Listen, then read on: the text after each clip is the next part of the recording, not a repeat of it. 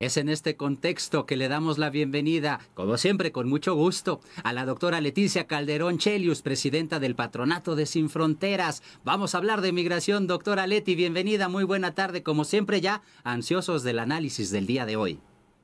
Gracias, Carlos, y un saludo para todos. Y efectivamente, pues mira, se cumplió el mes del señor Donald Trump en el poder y con él su grupo, todo el proyecto que ellos han sostenido, que con el cual se presentaron en las elecciones y nadie se puede llamar a sorpresa porque dijo gran parte de lo que está haciendo. Lo que no es cierto es que puso énfasis en la principal preocupación de los estadounidenses, que es el tema de la inflación y de la economía doméstica. Ahí es donde pues no le está quedando muy bien a la población estadounidense. Ahora dice que se va a tardar un poco más, pero cumplió un mes.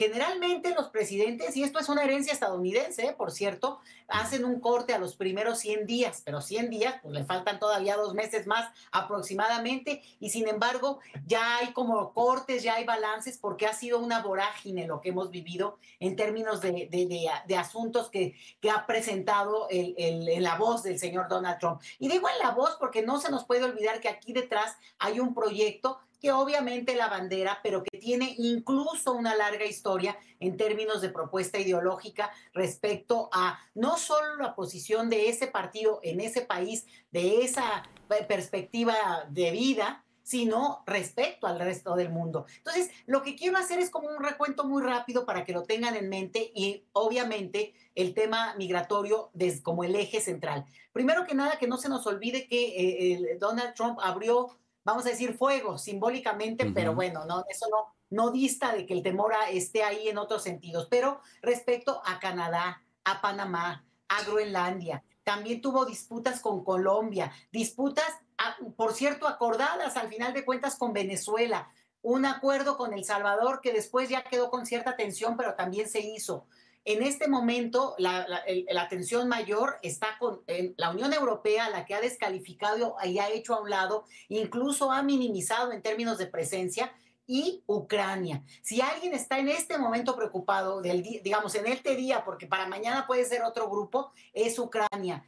Una cosa que, digamos, ha sido devastador en términos del mensaje es su posición respecto a Gaza, en el sentido de prácticamente buscar el genocidio y publicitarlo abiertamente. Otro de los puntos es también el impacto, la afectación, y ahí es un replanteamiento muy fuerte de la posición que pretendería tener Estados Unidos en el mundo con el liderazgo y el prestigio que obtuvo después de la Segunda Guerra Mundial, pues porque también abrió la chequera y todo el mundo ahora se da cuenta del nivel de dependencia que ha tenido de ese país. Y lo digo a propósito del cierre de esta agencia USAID, que es la agencia estadounidense de ayuda, pero que en realidad ha representado la presencia de ese país en el mundo a través de proyectos de apoyo y de ayuda humanitaria, pero que tienen estas dos caras. Entonces, lo cierra y con eso miles, no digo cientos, miles de trabajadores que están en esta agencia, pues están en este momento viendo cómo va a quedar su situación. Lo mismo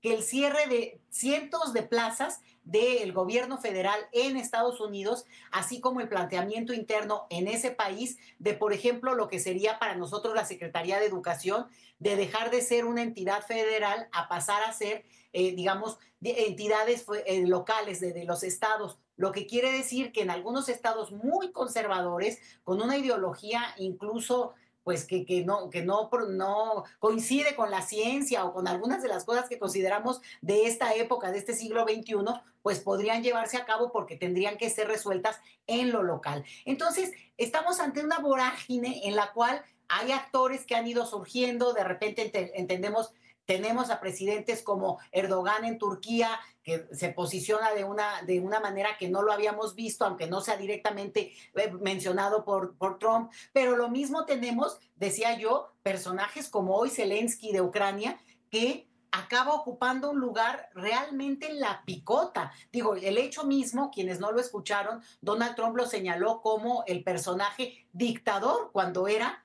el Sí. principal digamos, libertador según el gobierno estadounidense apenas hace un par de meses. Entonces, Este es el momento en el que se pueden ver, y bueno, obviamente me estarán faltando muchos otros, pero es como un pequeño mapa donde yo ubico a estos nuevos amigos, los nuevos liderazgos con los que Trump tiene, ya se va a sentar a negociar como con Putin, que hasta hace poco, otra vez, hace poco es unos cuantos meses, era el enemigo favorito construido a lo largo de décadas de la sociedad estadounidense.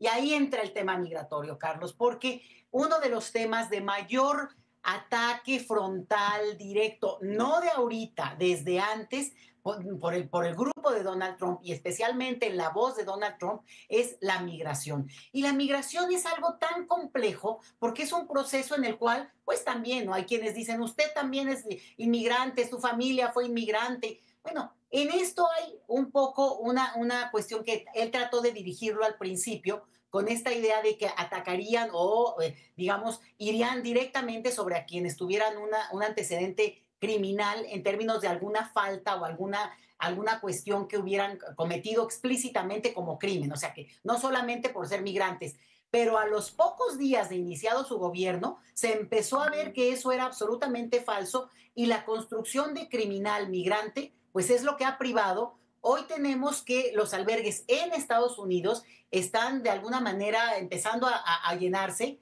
no del lado mexicano, aunque ha habido, se calcula que más o menos unas 14,000 deportaciones a México, donde la inmensa mayoría son de mexicanos, y un grupo, algunos cuantos de extranjeros que en todo caso no serían deportados, sino tendrían otra categoría en nuestro país, pero que ha sido poco respecto a lo que México esperaba hasta este momento. Del lado estadounidense hay personas detenidas, pero como estos albergues empiezan poco a poco a llenarse, no los de la frontera, sino más al interior de Estados Unidos, se habla de esto de el llevar a Guantánamo, como ya sabemos, que es una cárcel de alta seguridad que Estados Unidos creó hace ya mucho tiempo, pues usarla también como lugar a donde enviar a las personas inmigrantes, que ojo, e insisto, puede ser cualquiera, esta asociación con lo criminal, que al principio se presentó como la bandera, no lo es del todo y eso es lo que también tenemos que entender, la falsedad de ese argumento.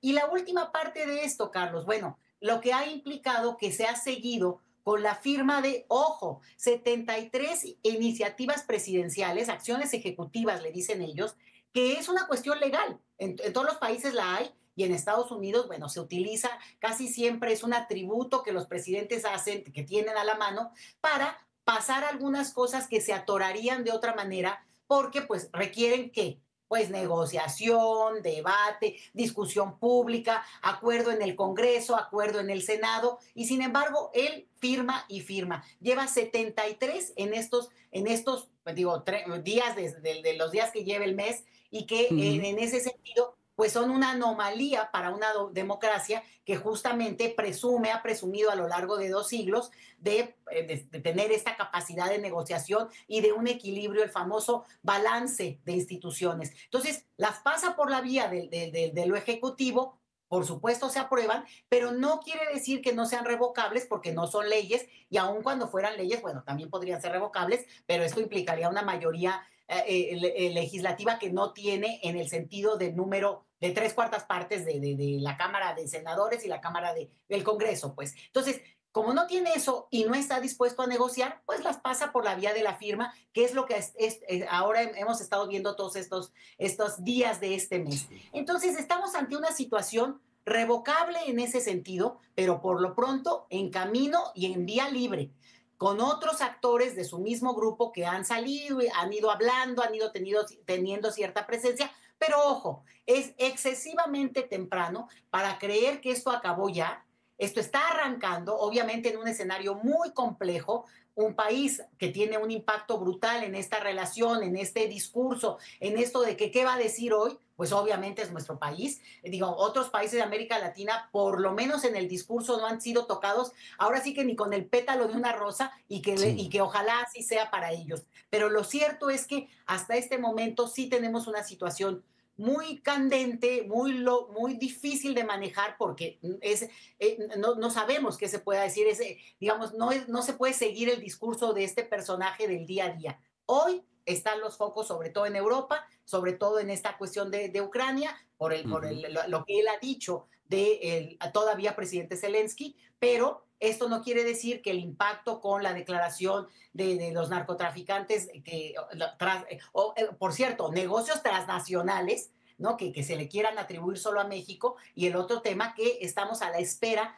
del impacto que podría tener este proceso para la migración como se espera. Si es en puros números, estamos en nada. Si es en otra perspectiva, bueno, pues también es muy, muy preocupante porque las personas tienen una afectación hasta emocional, como lo hemos lamentablemente visto ya, pues durísima. Y con esto el último punto, Carlos, nada más señalarlo. El domingo hay elecciones en Alemania, hay una situación tensa por el resultado posible, pero desafortunadamente también el tema migratorio se está utilizando como bandera de odio, y lo peor de todo, países de alta dependencia de la mano de obra migrante por múltiples razones, pero esa es, digamos, la paradoja del momento que vivimos. La necesidad de mano de obra extranjera para los países y al mismo tiempo un ataque frontal como si los males de cada uno de estos países se debieran a la inmigración, y eso no es así en ninguna parte del planeta, incluido nuestro país. Quiero dejarlo muy claro, incluido México, la mano de obra que se ocupa siendo extranjera también es necesaria y complementa el mercado laboral de nuestro país. Entonces, las actitudes xenofóbicas las estamos viendo en Estados Unidos, ahora se observan en Alemania, y eso que no nos deje contaminar porque no lleva a ningún camino como estamos viendo que ocurre en estos países. Qué interesante. Muchísimas gracias, doctora Leticia Calderón Chelius. Me queda claro, pues, que la moneda está en el aire y desafortunada o afortunadamente, pues hay que bailar al son que Donald Trump nos esté marcando, y de alguna u de otra manera, espero coincida conmigo, pues creo que no nos ha ido tan mal, aunque todavía los plazos no se cumplen y por eso la incertidumbre. Quizás me preocuparía más, doctora Leti Calderón Chelius, las sobrereacciones que existen dentro del país. Ya por allí el Banco de México disminuyó de 1.2% su pronóstico de crecimiento para este año a 0.6%. ¿Y por qué se explica? Pues simple y sencillamente por las amenazas de Donald Trump, cuando aún no son una realidad, doctora Leti. Insistimos, la moneda sigue en el aire, pero vaya que genera miedo. Un mes, Carlos, un mes, así que calma, y yo creo que lo que hay que Exacto. entender es que hay que ir navegando poco a poquito, como si fuera, estuviéramos en medio de una tormenta, y tratar de llegar todos y juntos, ¿no? Definitivamente hay que sobrellevar la tormenta. Muchas gracias, doctora Leti Calderón Chelius. Siempre un verdadero placer. Nos vemos y nos escuchamos la próxima semana. Buen fin. Buen fin de semana.